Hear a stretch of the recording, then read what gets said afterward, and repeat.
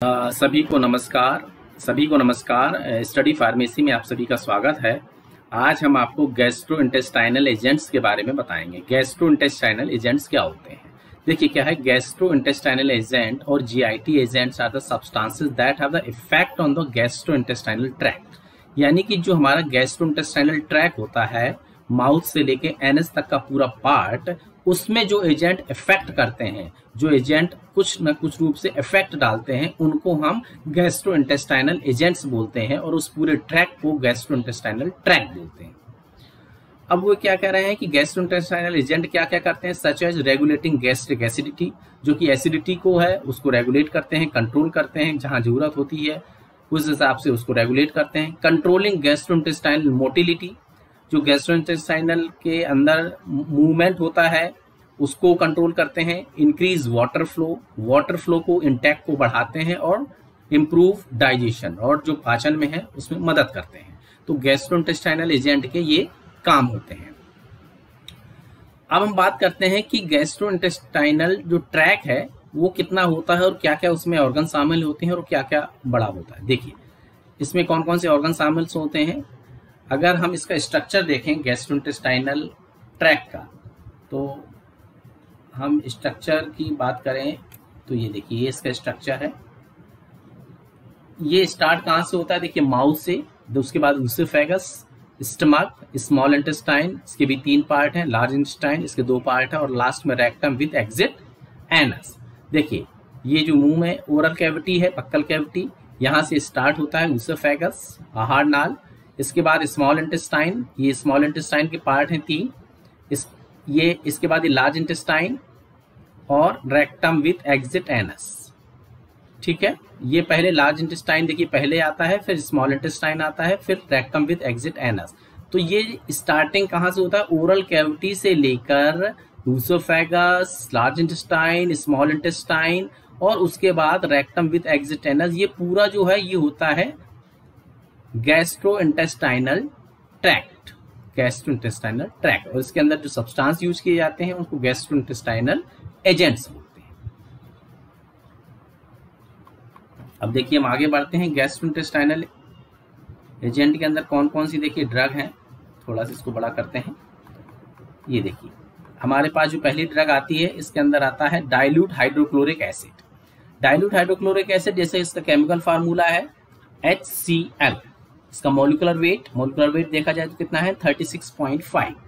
इसको सिनोनिम्स में अगर हम इसकी बात करें तो सिनोनिम्स यानी इसकी पर्यायवाची शब्द इसको किस नाम से बुला सकते हैं हाइड्रोक्लोरिक एसिड को?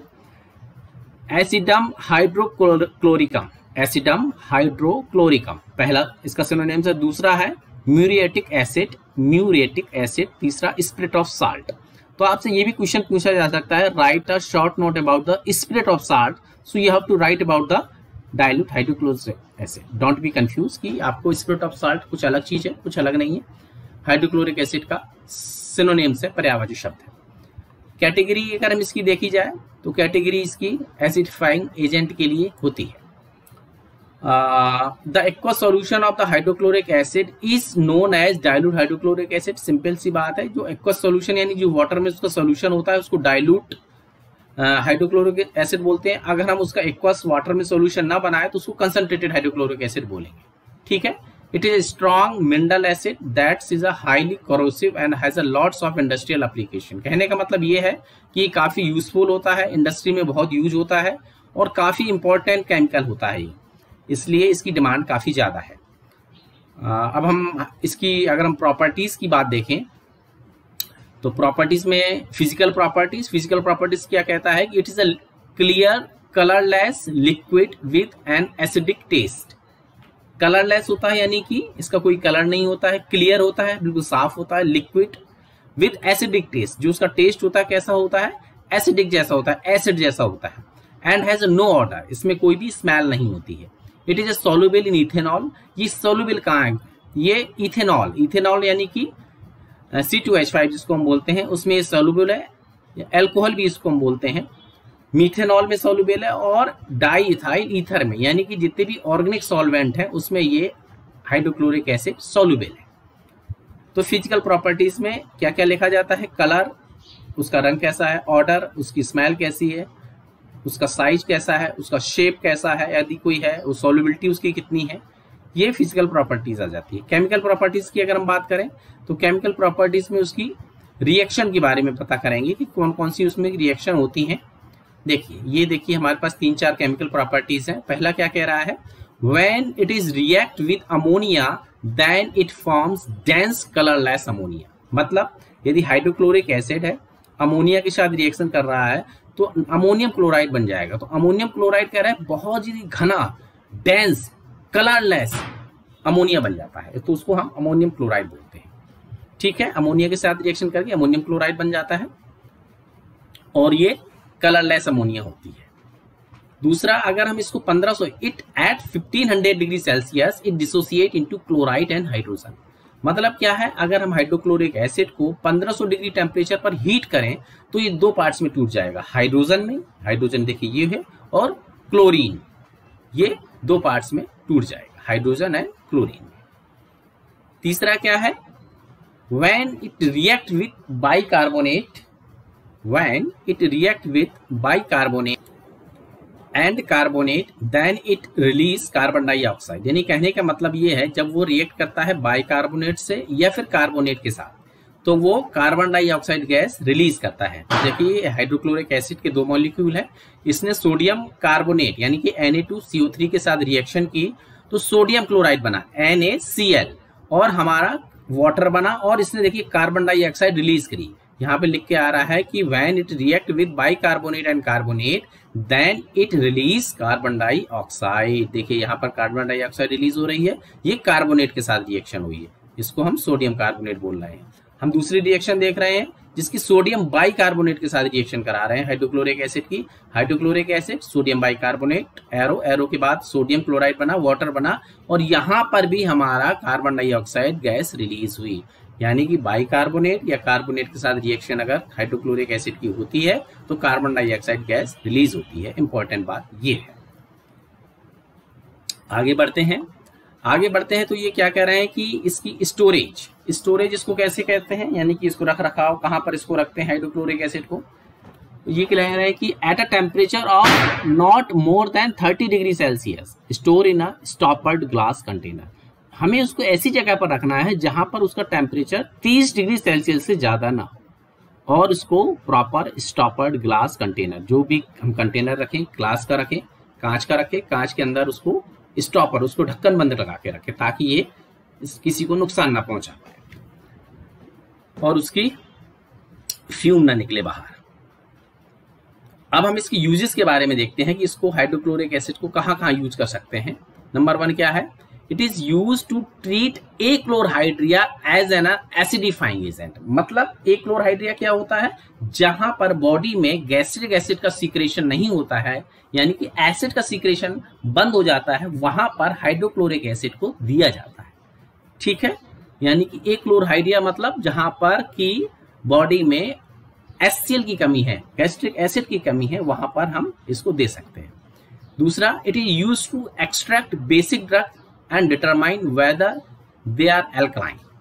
इसको बेसिक ड्रग के साथ रिएक्शन कराते हैं और पता करते हैं कि वो एल्कलाइन है या नहीं, यानी कि एसिडिक के साथ बेस की अगर रिएक्शन होती है तो सॉल्ट बन रहा है अथवा नहीं, सॉल्ट के साथ वाटर भी बनता है। अगर सॉल्ट बन रहा है तो हम जो ड्रग दूसरी यूज करेंगे वो बेसिक ही होगी।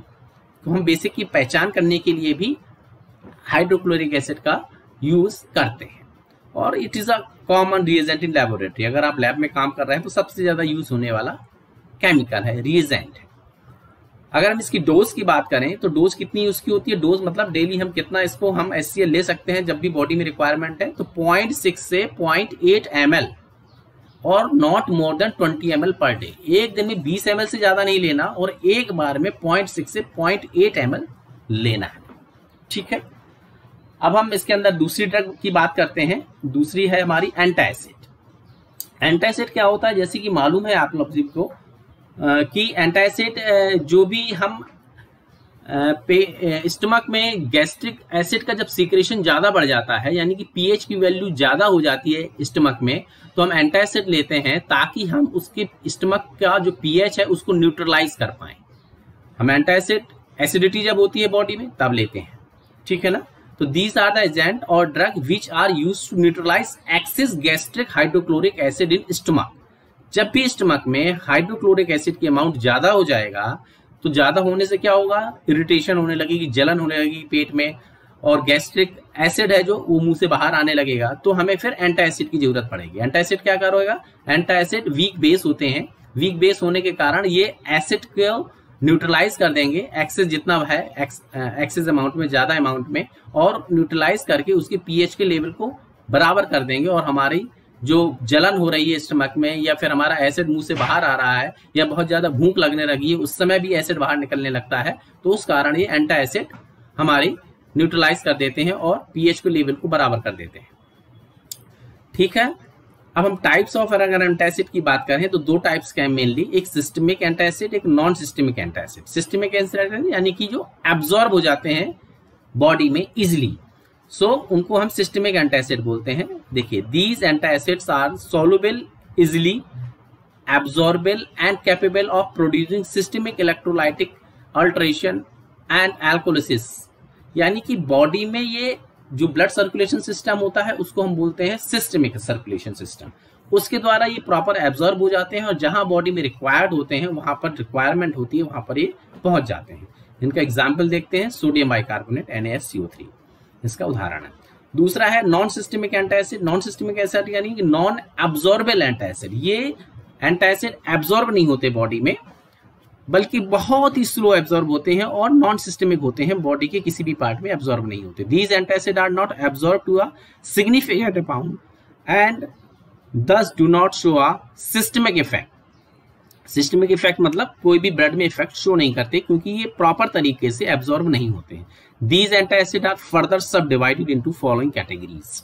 इनको भी आगे देखो डिवाइड किया गया है, देखते हैं कौन कौन से पार्ट में डिवाइड किया गया है। देखिए, aluminium containing antacid. Aluminium containing acid एक एग्जांपल देखते हैं, aluminium hydroxide, aluminium phosphate, aluminium carbonate etcetera.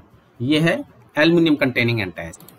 देखिए, दूसरा इसमें आता है calcium containing antacid. Calcium containing antacid के देखिए एग्जांपल हम आपको बता दें, calcium carbonate CaCO3, tribasic calcium phosphate, तो उसकी एग्जांपल है। मैग्नीशियम कंटेनिंग एंटासिड में आता है, देखिए magnesium carbonate, magnesium hydroxide, magnesium oxide, magnesium trisilicate. ये आपको एग्जांपल याद रखने हैं कौन कौन से एंटासिड किस में आते हैं। कॉम्बिनेशन एंटासिड प्रिपरेशन में आते हैं आपके aluminium hydroxide with magnesium hydroxide, aluminium hydroxide gel and magnesium trisilicate magaldrate. ये सारे कॉम्बिनेशन ऑफ एंटासिड, यानी एक एंटासिड दूसरे एंटासिड के साथ मिक्स कर दिया जाता है, तो वो कॉम्बिनेशन ऑफ द एंटासिड है। ये है some other example of the antacid, sodium bicarbonate, bismuth subcarbonate, sodium carboxy methyl cellulose. कुल मिला के ये एंटासिड के क्लासिफिकेशन है जो कि आपको याद रखना है अच्छे से, सारी इसकी कैटेगरीज, सिस्टमिक के कौन से हैं, नॉन सिस्टमिक के कौन से हैं, सिस्टमिक का क्या मतलब है, नॉन सिस्टमिक का क्या मतलब है, और सिस्टमिक के कितने भागों में डिवाइड किया गया है, नॉन सिस्टमिक को कितने पार्ट्स होते हैं, ये सब आपको याद रखना है। अब हम बात करते हैं यूजेस ऑफ एंटासिड। देखिए, एंटासिड का क्या क्या यूज होते हैं। To treat peptic ulcer and gastroesophageal reflux, यानी कि जो भी अल्सर कॉज हो जाता है, अगर स्टमक में अल्सर या छाला या कुछ भी कॉज हो जाता है, तो क्या करता है एंटासिड, वहां का न्यूट्रलाइज कर देता है, एसिड की सिक्रेशन जो ज्यादा हो रहा है उसको कम कर देता है, और वहां का अल्सर में ट्रीट करने में मदद करता है। दूसरा गैस्ट्रोइसोफेगस रिफ्लक्स। गैस्ट्रोइसोफेगस क्या होता है, यानी कि जो स्टमक का जो एसिड है वो अगर हम कभी कोई डकार लेता है तो क्या होता है, उसका जो एसिड है वो बाहर आ जाता है मुंह में। बाहर आने की वजह से उनका एसिड ज्यादा बन रहा है, इस कारण एंटासिड एक ऐसा चीज है जो कि एंटासिड पीने से वो एक्सेस अमाउंट में जो एसिड बन रहा है वो कम होने लगता है और इसमें बीमारी में मदद मिलती है। दूसरा क्या यूज है, to treat heartburn and a growing hungry feeling between meals. अगर आपको हार्ट बर्न हो रहा है, दिल जल रहा है, दिल जल रहा है समझ रहे, अगर दिल जल रहा है तो भी आप एंटासिड को पीजिए। And growing a hungry meals between meals, hungry feeling between meal, यानी कि अगर खाना खाने में अगर आपको देरी हो जाती है तो क्या होता है, बहुत ज्यादा कहते हैं कि भूख लगने लगती है, वो बहुत ज्यादा भूख ना एसिड की सीक्रेशन की वजह से होती है। तो अगर आप उस दौरान एंटासिड पी लेते हैं तो आपकी भूख शांत हो जाएगी और आपको जल्दी फिर खाना खाने की जरूरत नहीं पड़ेगी, यानी कि जो एसिड का सीक्रेशन है वो कम हो जाएगा, यानी कि वो न्यूट्रलाइज कर देगा एंटासिड, और वहां पर आपको फिर हंग्री फीलिंग ज्यादा नहीं होगी। तीसरा क्या है इसका, और भी देखिए इसमें लिखे हुए हैं, to decrease gastric acidity which resulting in increase in pH of the duodenum and stomach. अगर वो कह रहे हैं कि अगर पीएच बढ़ जाता है, वही जाहिर सी बात है, पीएच एसिडिटी की वजह से हो जाता है, तो ये तो एंटासिड इसमें मदद करता है और पीएच बढ़ा देते हैं। अगर मतलब अगर पीएच कम भी हो रहा है या नहीं, सॉरी, अगर आपका एसिड का सीक्रेशन कम हो रहा है, ज्यादा हो रहा है, तो हमारी एंटासिड उसमें बहुत ज्यादा मदद करते हैं। अगर कोई भी स्ट्रेस हो रहा है अल्सर की वजह से, तो भी एज अ प्रोफाइलैक्सिस, यानी कि उसमें बीमारी होने से पहले हम उसको ले सकते हैं, एंटासिड को यूज कर सकते हैं।